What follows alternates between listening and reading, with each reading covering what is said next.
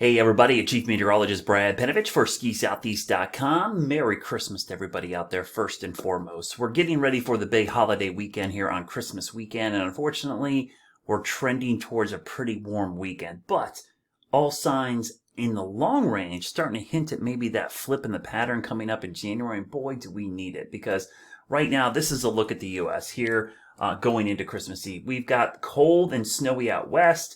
We've got cold in the east, but we've got this big warm up in the middle of the country, and that's the problem. This warm up, guess where it's going? It's heading towards our direction for Christmas Day and the day after Christmas. So that is really going to spell kind of a warm pattern for Christmas weekend into the first couple of days of next week, which is the last week of the year. So let's take a look at how the temperatures unfold over the next couple of days. All right, so bad news first. This is the 6 to 10 day temperature outlook, and you can see in the southeast, or this is basically through January 2nd, really warm. We go in the 8 to 14 day time frame.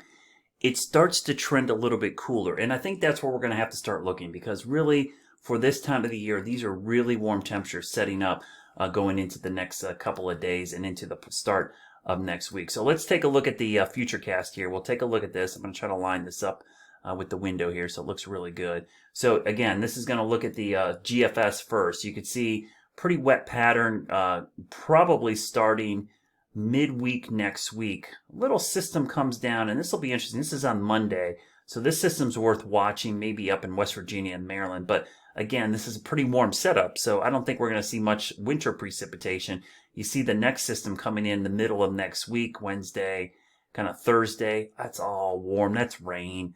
Ugh, that's just what we like to call, underperforming snow there. But watch what happens as we go a little bit further into the future. We start going into that first week of January. So this is January 2nd. Big cold front sweeps across the southeast. And this is going into that first couple of days of the new year. So this is like the second, third right here. This is an Arctic front. So this is a legit Arctic front. You can see the boundary here. And look at the isobars. See those black lines? That's some northwest flow. So while I don't expect a lot of moisture behind the front, there will be a pretty good connection to the Great Lakes. And at the very least, this is going to be a really good setup for snowmaking starting that New Year's weekend, probably that Saturday, Sunday timeframe, but really into the following week. And again, this isn't super cold. You can see the colder air is kind of locked in up here, but that's a pretty good setup. Actually grabbed the wrong thing there.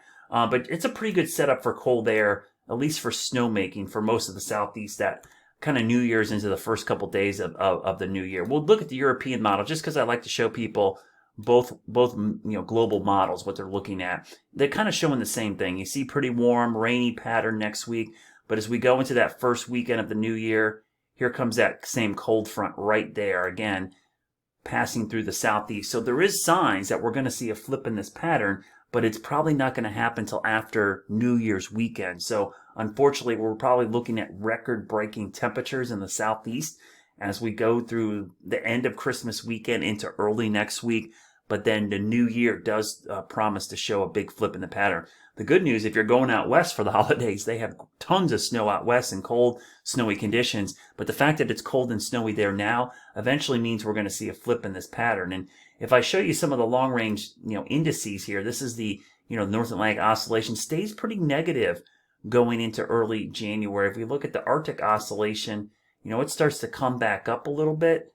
But if I look at the long-range Arctic oscillation here, it stays pretty negative. So I think there's still some signs that we're going to see some cold air move into the region. And if we look at the upper level pattern, again, there's the ridge for this weekend, pretty warm. Look at all the cold air in the Pacific Northwest. We've got ridging over eastern Canada. What's interesting is we go into the new year. Let's go into that first weekend of January.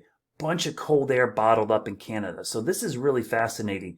That's a lot of cold air up there, and we're kind of on the edge here. The warm air is getting shut off to the east, so I think this is going to be on the move to the east. That's just so much cold air, and the fact that warming or a ridge is building up into Alaska, that's usually a good sign for cold air on the east coast. When we see ridging there, that cold air is going to start dipping into the lower 48, and there are signs that that's going to happen there. You could see it kind of coming into the U.S., goes to the west first, and then starts shifting to the east. So that's a pretty dramatic change in the pattern, because right now it's frigid up in parts of Alaska. And the fact that it's starting to warm up here into early January typically means the cold air is dumping down into the lower 48 at some time. So we'll keep an eye on this, but right now, bad news. In the short term, it's warm. I can't sugarcoat that.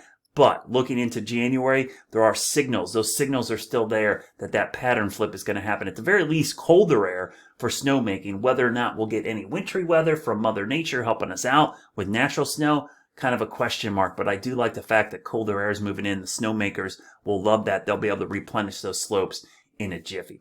Have a great weekend. Merry Christmas. And always think snow. If we all wish for this for Christmas, this pattern flip will happen going into the new year.